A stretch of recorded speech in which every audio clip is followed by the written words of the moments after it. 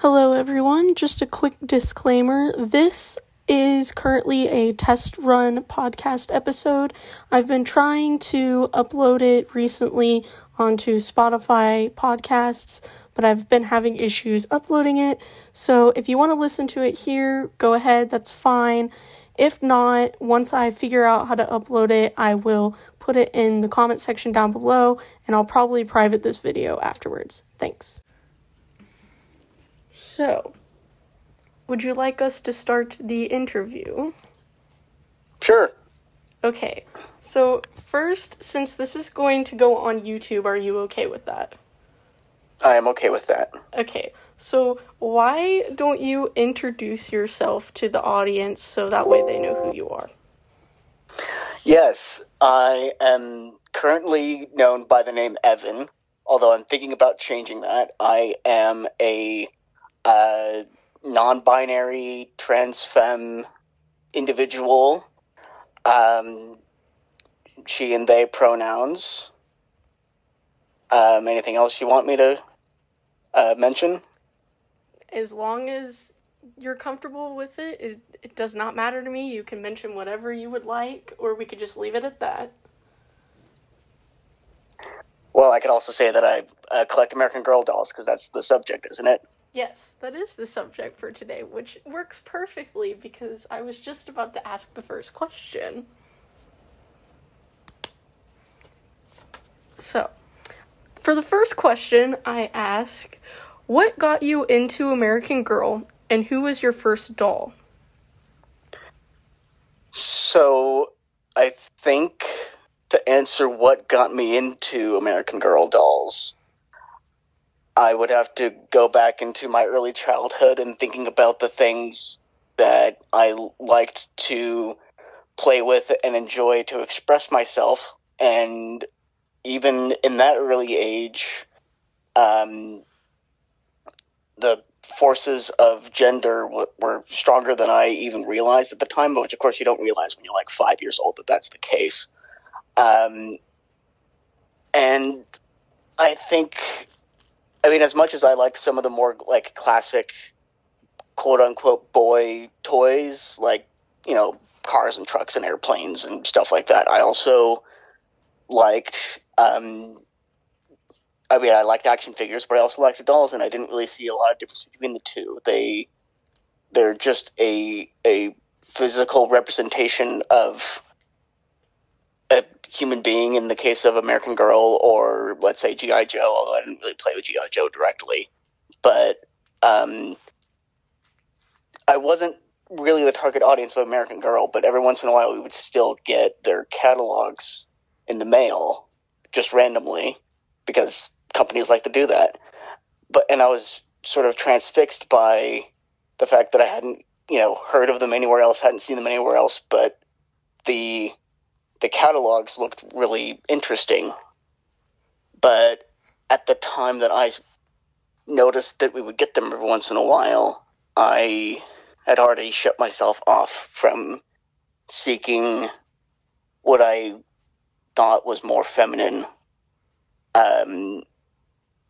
interests in toys and whatnot. Fast forward a lot of years later, I'm breaking down what gender is and what my gender is, and during the pandemic, a lot of self-experimentation and expression on gender came about, and I ended up revisiting it. In the December of 2022, I asked my fiance to gift me a doll for the winter holidays, and I chose Yvette, partly I think because her name is similar to mine, and she just spoke to me. That is a good first choice. I love my Yvette. She's absolutely darling. Yes, she really is. So, my next question was going to be if you still had her, which, given the way that you explained it, I would assume so. Yeah, I will. If I can all avoid it, I will never part ways with her. That's good. So, Speaking of that, I would guess you've never sold an AG doll before. Not yet, but I did get sorry, let me start that over. No, I haven't sold any yet, but in a lot of 5 that a friend of mine on Instagram was offering, well, actually it was 4, but they offered me an extra one because they felt like I needed more, and that's really sweet of them. 2 of them are from the Just Like You line, which of course is now known as Truly Me. Mm-hmm. I got a number 3 and a number 27, and I never had any direct interest in getting those, but this friend of mine was also offering Molly and Samantha, and you have to have those. Like, there's no question. The extra doll that they offered was Kit, and I was very happy to take Kit, although she wasn't the highest on my list, but she's still an icon nonetheless. Oh, yes. A great lesbian icon. Yes, butch icon, 100%. So Molly, Samantha, 3 and 27 all came in a well-loved condition. They're not entirely, they're not falling apart by any stretch of the imagination, but they need a little bit of work, or at least I feel like they need a little bit of work.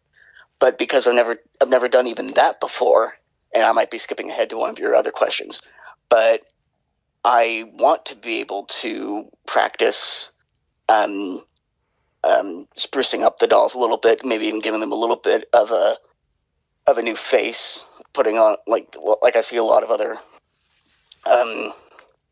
people do.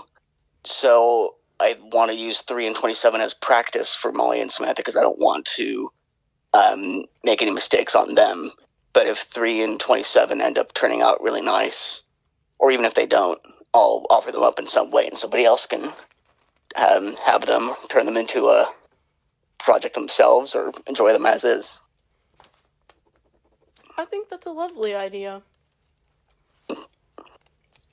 So, for my next question, what was the meaning behind your old account username? Like, the one you originally started with for your account. Yeah, so a little backstory for the listeners and viewers.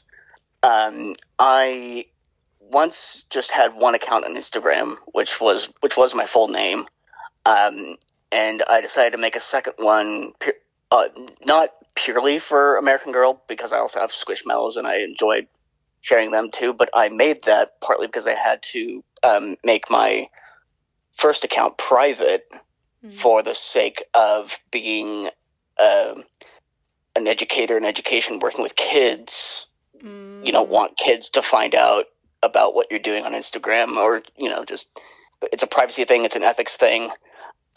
So I made a second account with no intention of showing my face on it at all, to continue to show off my dolls and my Squishmallows and use hashtags and tag people and do all the things that you can do with a public account that you can't really do with a private account. And at that point, I was really only aware of my identity in a non-binary sense. I didn't know. I was leaving it vague on purpose because I didn't know the rest of it. And ENBY is a shorthand for non-binary, because it just sounds like you're saying the letter N and B, but to make it a kind of word, instead of just putting the 2 letters N and B, you make it 4. Mm-hmm.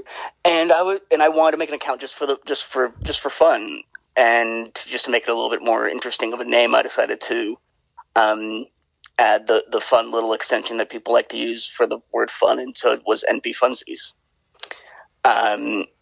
Now I've realized that, one, I don't want to be in the field of education when it comes to working with kids directly. That's not where I feel like my expertise and my skills are set for. And also, maintaining 2 accounts is kind of difficult. So it still exists, NB Funsies still exists, but I'm not posting there anymore. My active Instagram account has been my personal account, but I've renamed it Evan Anderdolls with a period in between each word. That's where you can find me. I like it. I do too. For our next question, you don't have to answer this 100% if you don't want to. But what is it like being a trans doll collector? Do you feel a little out of place in the community or discriminated against? I have yet to be discriminated directly by anybody in the HIG community or the HGTube community, although I'm not really active on YouTube in that sense. But it does make the active enjoyment of my dolls outside of the safety of where I'm living directly, like my residence, makes it a bit more challenging, because right now, you can easily tell by the way that I'm talking, but right now I'm in a very early stage of my transition. I have not done any voice training, which is something that one would have to do in my instance to make my voice more feminine. I still largely present as masculine and male, although my clothes can kind of clue you in a little bit. But it lends an extra level of wariness, because it's one thing for a feminine presenting person to go out with a doll, and even that's still stigmatized in many situations, but there's, I feel, a slightly better amount, a slightly increased amount of acceptance than it is for anybody presenting masculinely to do that, especially since most of the American Girl dolls are girls, hence the name American Girl. Of course, there's some boy dolls, but I personally don't have a lot of interest in having any of those. Well.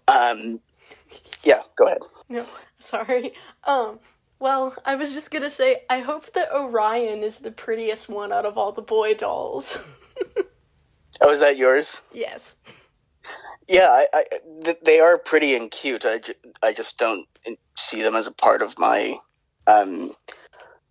complete collection, as it were, although I probably will never be complete, because there'll be, new dolls coming around all the time, hopefully. Yeah. Hopefully American Girl never goes away. Yeah. I totally get that and understand that.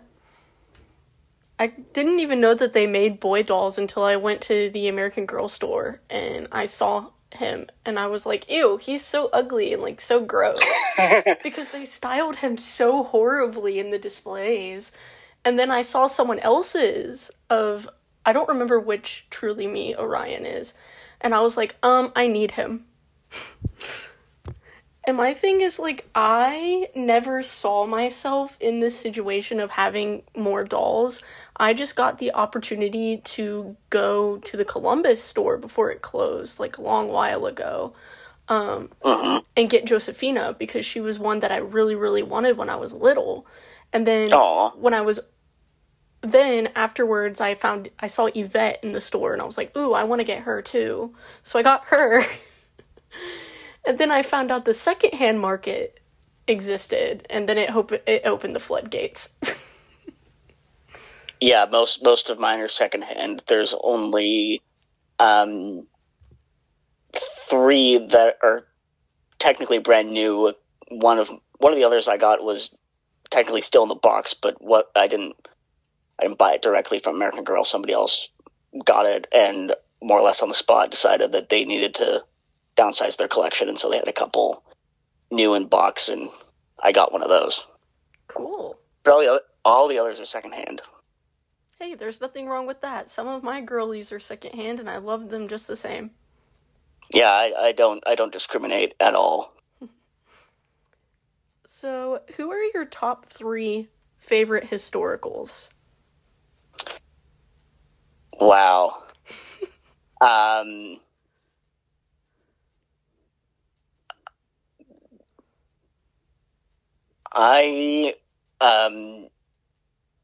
It's a little ironic that I haven't gotten Courtney yet, given how much I love the 1980s aesthetically and artistically in a few other ways. I love 80s music, for example, but I don't have Courtney yet. She was almost the first doll I got, but then for some reason Yvette was just speaking to me more, but I haven't gotten around yet to getting Courtney.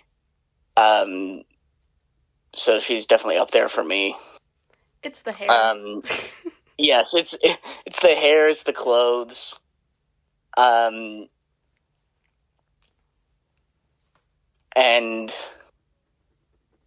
I just have to go like super iconic Samantha and Molly because I have them and I haven't enjoyed them yet because I want to clean them up first. Yeah. I haven't found the time to do that yet, but they're icons for a reason. That is true. They are the face of the company if you think about it. Very, very much so, yeah.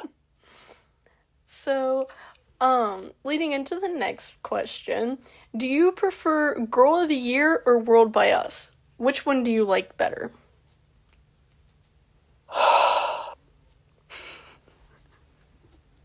I don't think I have a strong preference one way or the other. I feel like this might be a hot take, but I feel like having both kind of diluted either. I love the World by Us characters. They're so needed because American Girl needs to be an active participant in uplifting girls' lives of all creeds and origins. Mm-hmm. But I think because American Girl is so much also based in historical storytelling, that having had two different lines for contemporary dolls kind of takes away from the historical storytelling and the historical characters. I'm a history major, so history is pretty important to me. I understand that. So do you have a least favorite historical character? I don't think I do.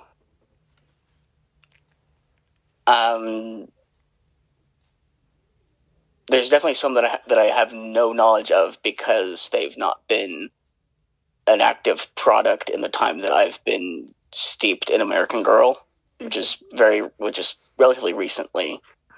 But there's not one that I'm like given the ick by.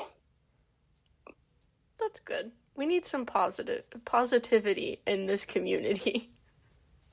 That's for sure. I remember when people were freaking out about American Girl, and they were kind of like trying to predict if they were going to re-release Kirsten. Mm-hmm. Which I don't think they actually are going to. But I really, really want Kirsten. She's so cute. But she yellows very easily because of the material that they used for her. And they're hard to find in the secondhand market in good condition since she's been discontinued for so long. Even with, like, the 35th anniversary one, they're hard to come by. Yeah, I think there should be limited reissues of some of the old favorites that haven't stuck around so that more people have a chance to enjoy them. Yeah. So, that's how I feel about the best friends lines, the best friend lines. Yeah. I know so little about them because they all were gone as active products by the time I joined. So, like, I don't even know all of them by name, I'm pretty sure. That's okay. I have Emily, which is Molly's best friend character. That's one of them I know. Yeah, and then I know that there's Ruthie, which is Kit's friend. Yeah. And then Ivy's Julie's. Yes. I would love to have Ivy. Ivy? Ooh, she's so cute. Yeah. And then I know that there was Elizabeth, and I forget what the other one's name is, but they were... Nellie? Or, yeah, no, they were historicals too, weren't they? And then Nellie was the character? I don't remember. I don't know. They've discontinued so many of them for no apparent reason that it's hard to keep up with. I'm pretty sure people in the comments of this video will put me in my place. Oh, both of us. There's always somebody who knows more than us. I think I know more about American Girls than you do, mister. It's always what I think of whenever I upload a video. I'm like, oh no. Because I remember I pronounced Kivi's name wrong. And people get so mad at me. And I remember I got a comment on it, on Orion's podcast. They're like, by the way, you pronounced this wrong. I never made another Orion's podcast. I was like, you know what? People are just gonna bully me the way that I spell things. But it's also because I'm too lazy to write another script, so... It's also so hard to know how to pronounce a word or a name when you've never heard it spoken by anybody else. Exactly. Like, if it's just on paper, like in the magazines and stuff, they should have, like, in parentheses, like, the name broken down on how it's pronounced. Yeah, I agree. I know people who never knew how to say, the word chimera for a long time, and they would pronounce it chimera. Oh, no. All sorts of stuff like that, yeah. So it's not just something that you struggle with. Oh. Like, for Aoife, hers is, like, Aoife. So whenever I would post pictures of her, back when I had my old Instagram, I would put in parentheses how to pronounce her name. But my thing is, I don't think I've ever posted a photo of her. Because I think I deleted my Instagram, like, right when I got her. Yeah, she's not familiar to me at all. That's okay. For the next question, this may be a little bit harder if you don't know all of the names of them, but do you have a favorite officially named American Girl pet? Well, I also don't have any of them yet. I definitely don't know them all by name, and although I recently did go to the Los Angeles store for the first time. It was the first time I'd ever been to any of the stores. I did almost get Flurry. Aww, so Flurry's I guess if I have to give any answer, it would be Flurry. That's a good choice. I think that when I went to the Columbus store for the first time, the lady didn't even ask me or anything. How do I explain this in a way that makes more sense? I'm so bad with speech. It's a problem. But I knew exactly what I was looking for when I went to the AG store for the first time. I just, bolted right in, and the lady's like, hi, how can I help you? And I just went, before I could say anything else, I just went, Josephina. I didn't say anything else. I just looked her dead in the face and went, Josephina. And she goes, oh, it's back there. And before she even finished her sentence, I, ran back there. That's the opposite of the experience I had going into the Los Angeles store. I had a little bit of a sense of who I might have gotten, and spoilers, I got Covey. So there's that. So I'm gonna have to start doing some cooking for my parents. So there might be some noises in the background. No, you're good. Just a heads up for you and the audience. But yeah, I spent about an hour first just in awe of how many dolls were on display, how many different dolls there were to begin with, and just seeing all displays. It was a sensory overload. I also had sensory overload the first time that I went. After I picked up Josephina, I had no idea that they had so many options. Yeah. Because I didn't go on the website beforehand. I was just going off of, an old American Girl magazine that I found in my closet. And I got pretty familiar with the website early on. That's good. That was one thing that you had ahead of me. You actually did your research. I just went, Josephina. Yes, that's the one I wanted. Is she still continued? I Googled it, found it, and then I just went with it. I feel like I do... I feel like I do almost too much research because I have a spreadsheet about who I want to get, how many of this mold I would end up getting if I got everybody that I want to get, colors of hair, colors of eyes, it's a lot. Yeah. I thought for sure that my collection was going to be complete until I got Aoife, she is one of the newer Truly Me's that they released. Mm-hmm. And I have not seen anyone else that has her. Which number is she? I don't remember.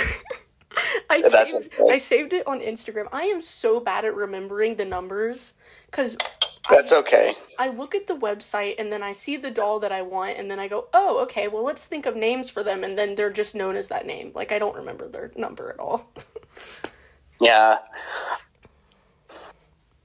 So, do you like any other lines under AG? Like the Hopscotch dolls or the Bitty Babies, Willy Wishers, anything that used to be under the brand? No, I only like the 18-inch. That's fair. You already answered the do you have an AG store near you, and have you ever been to one, so... Well, I partly answered that question, but it's not exactly near to me. It's a 7-hour drive, and that's if traffic is acceptable. So, yeah. I mean, that's nearer to a store than, let's say, I was in, I don't know, Utah or Colorado, but yeah, or Washington. I was doing my university studies in Washington State, and if I stayed there long term, that would be kind of sad to have to go all the way to Los Angeles from Washington State. Yeah, that because there used to be a Seattle location. Yeah, and it closed a while back. I don't know what they're doing. I don't know why they're closing all of these stores. Are they just, like, moving locations? It's because, well, rent is expensive for one thing, and second, because, they want a really big experience, so they need to rent a large unit in a mall or whatever, and so much more spending is happening online, either directly from the American Girl website or from, let's say, Amazon, because everybody buys everything from Amazon.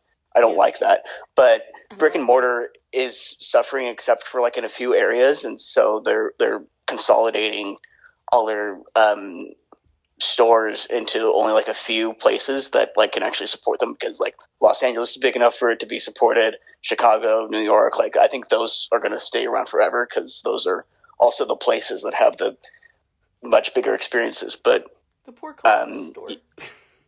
Yeah, poor Columbus, poor Phoenix, poor Seattle, San Francisco. Oh, I wish I'd gone to San Francisco, because that would have been the closest store to me.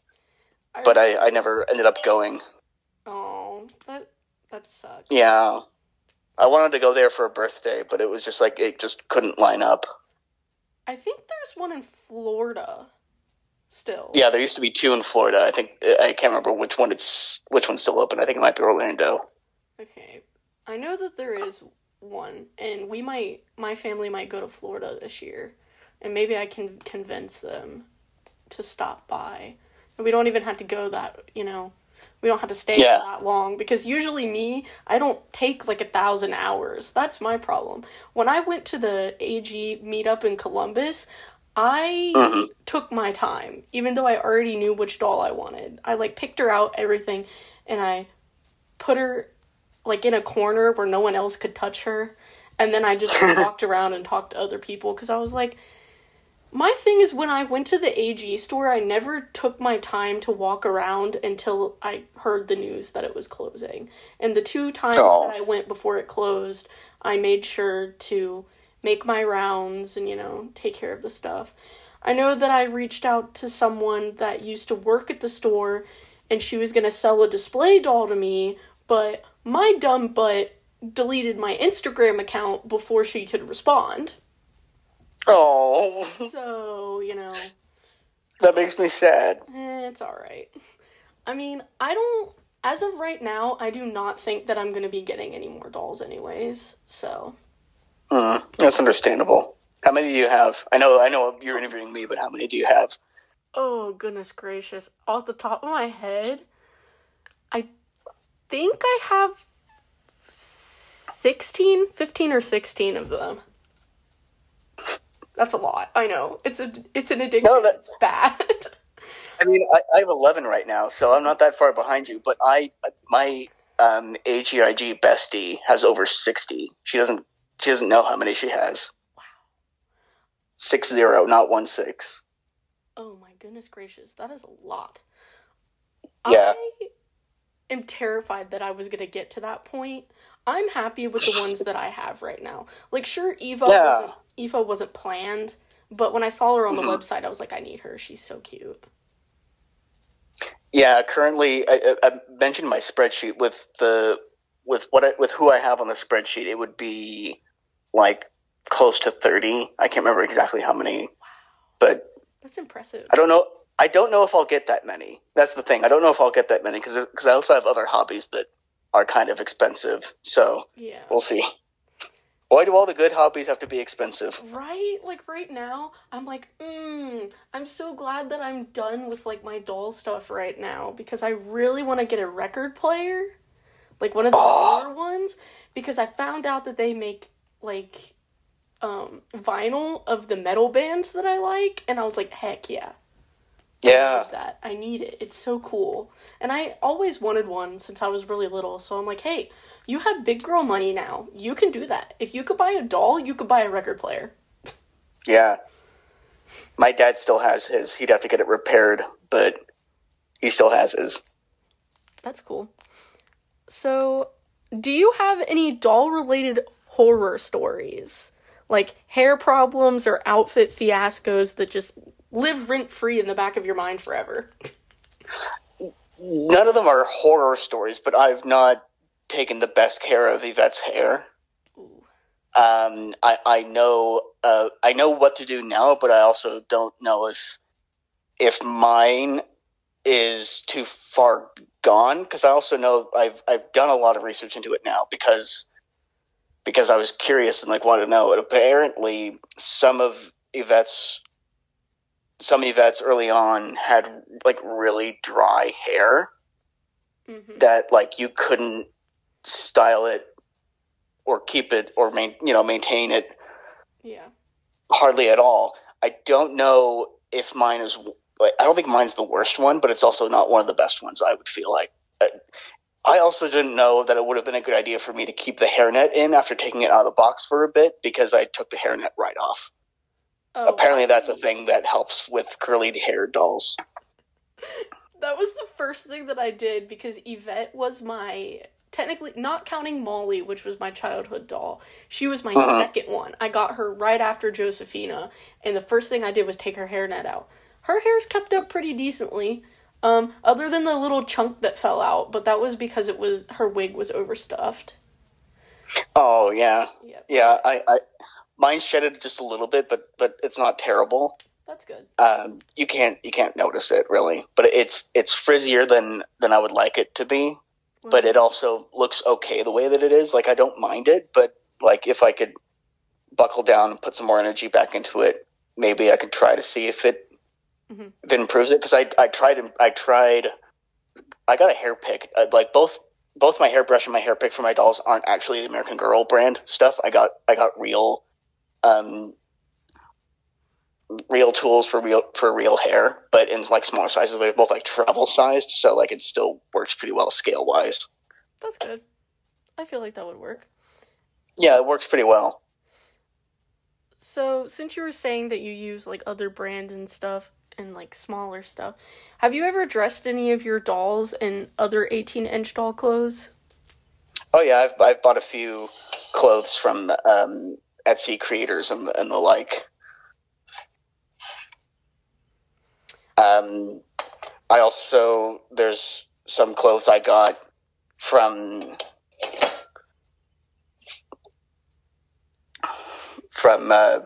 Lots and the like that I don't know where they came from anyway, but I'm pretty sure they're not American Girl originals.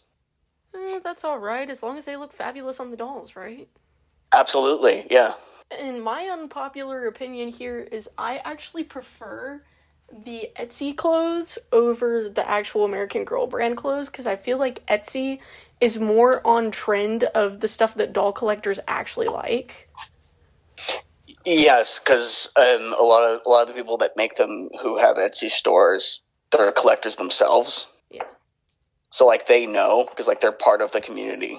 Yeah, But also you have to keep in consideration that American Girl is a brand for kids, so they gotta be careful with that. So, next I was thinking that we can go into the lore of your dolls. Yeah, that would be great, but I have to go now. That's all right. So maybe we can pick it up, pick that part up another time. Yeah, that's fine. I'll just make a little star, and we can do that. Yeah, because I would love to. Alrighty. Well, have a good rest of your evening. Or morning, or day, whatever time it is, out where you live. It's afternoon. Oh, yay! I got it right. Let's go. Alright, well, I will talk to you some other time then. Yeah, hopefully not too long. It's alright. Bye. Yeah, we'll see.